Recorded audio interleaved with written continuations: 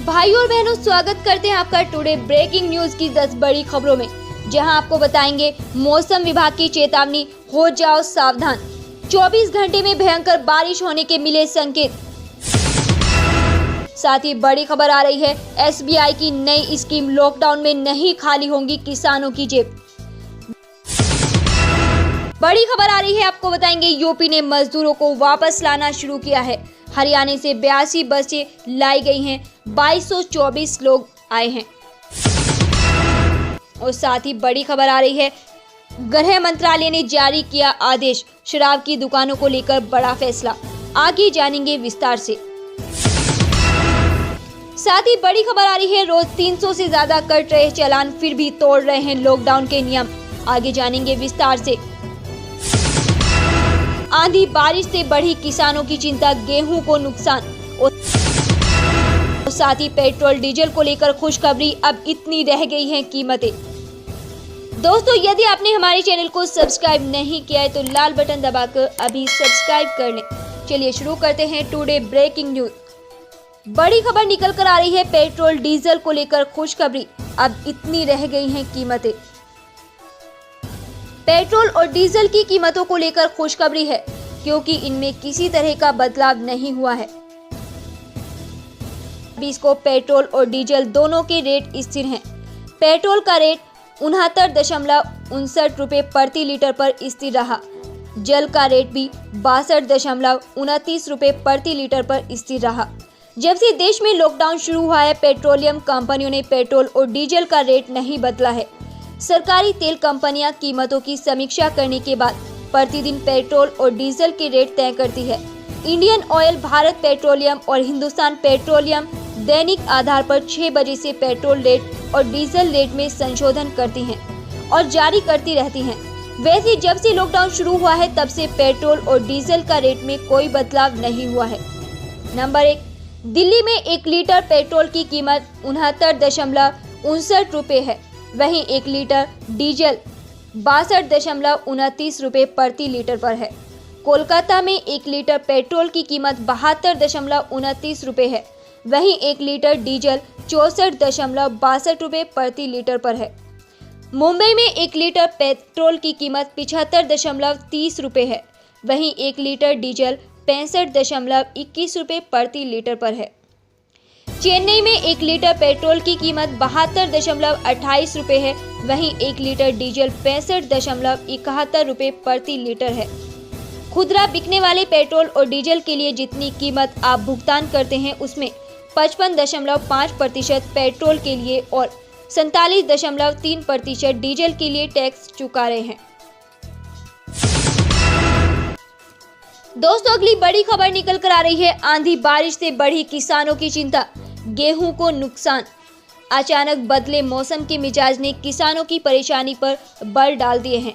तेज आंधी के साथ हुई बारिश और ओलावृष्टि से किसानों को मोटा नुकसान हो रहा है। खेतों में गेहूं की फसल पड़ी होने से किसान चिंतित है। उधर ओले पड़ने और बारिश से गर्मी से लोगों की निजात मिली है। शनिवार की रात को तेज आंधी चलने के बाद रविवार की सुबह मेरठ जनपद में तेज आंधी के साथ ओले पड़े हैं। इसके साथ ही तेज बारिश होने से किसानों को मोटा नुकसान हुआ है। इस समय गेहूं की कटाई तेजी से चल रही है। अभी तक गेहूं की लगभग आधी कटाई ही हो पाई है। जिन किसानों का गेहूं खेत से कट चुका है, उनका भूसा खेतों में पड़ा हुआ है। तेज आंधी के कारण किसानों का खेतों में पड़ा काफी भूसा उड़ गया है।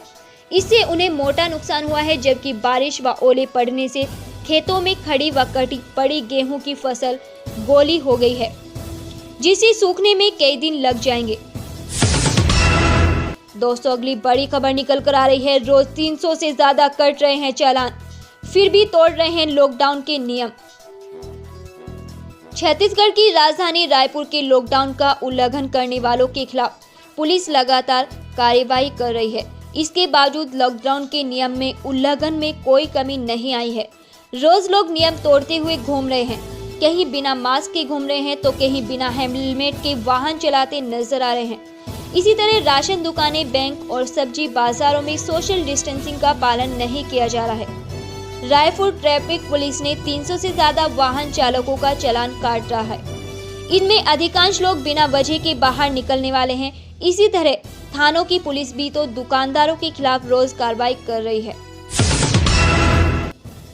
दोस्तों, अगली बड़ी खबर निकल कर आ रही है। गृह मंत्रालय ने जारी किया आदेश, शराब की दुकानों को लेकर बड़ा फैसला। केंद्र सरकार ने लॉकडाउन के बीच दुकानों को खोलने के आदेश दे दिए हैं, जिसके बाद लोगों के बीच एक सवाल उठा कि क्या शराब की दुकानें भी खुलेंगी। इस पर शनिवार को गृह मंत्रालय ने बयान जारी कर अपना आदेश दिया। गृह मंत्रालय ने कहा कि देश में कहीं भी शराब की दुकानें नहीं खोली जाएंगी। गृह मंत्रालय ने नोटिफिकेशन जारी करते हुए कहा, ग्रामीण और शहरी इलाकों में कहीं भी कोई भी शराब की दुकानें नहीं खोली जाएगी। मंत्रालय ने नए आदेश में कहा है कि देश भर में दुकानें खोली जा सकेंगी, लेकिन इसके लिए कुछ नियम और शर्त होंगे। वहीं दूसरी तरफ सरकार ने यह भी कहा है कि कंटेनमेंट जोन और हॉटस्पॉट घोषित किए गए इलाकों में किसी तरह की छूट नहीं दी जाएगी। वहां पर पूरी तरह से पाबंदी लगी रहेगी। इसके अलावा ई कॉमर्स कंपनियों को केवल आवश्यक वस्तुएं सप्लाई करने की इजाजत होगी।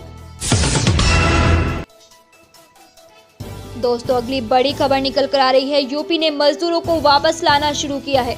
हरियाणा से 82 बसें लाई गई हैं, 2224 लोग वापस आए। यूपी की योगी सरकार ने दूसरे प्रदेशों में फंसे उत्तर प्रदेश के मजदूरों को वापस लाने का काम शुरू किया है।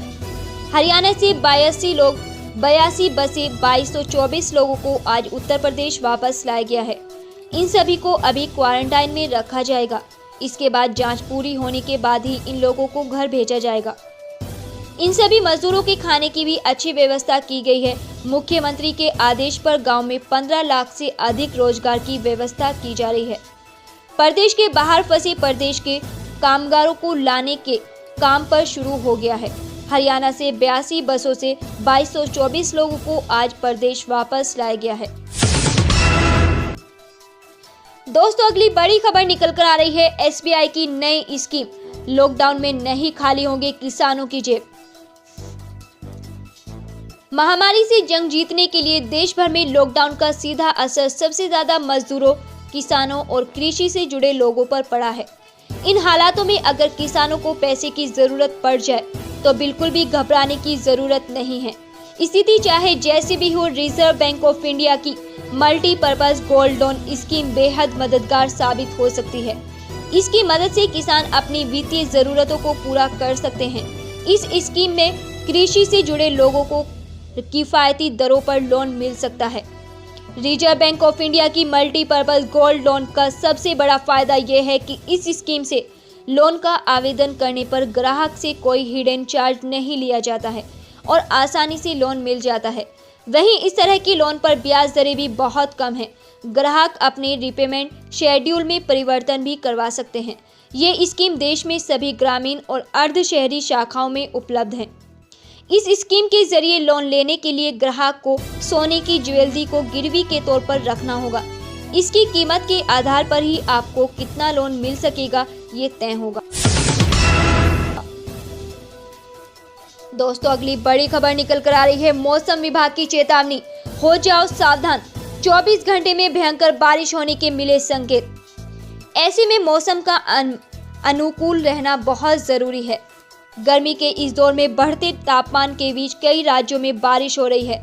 आगे का यह अनुमान है कि 25 अप्रैल शनिवार को देश के कई राज्यों में बारिश की संभावना है। अगले 24 घंटों के दौरान हिमाचल प्रदेश, उत्तराखंड, पश्चिम उत्तर प्रदेश, मध्य प्रदेश, तटीय आंध्र प्रदेश, आंतरिक तमिलनाडु और दक्षिण हरियाणा के अलग अलग इलाकों में हल्की से मध्यम बारिश हो सकती है।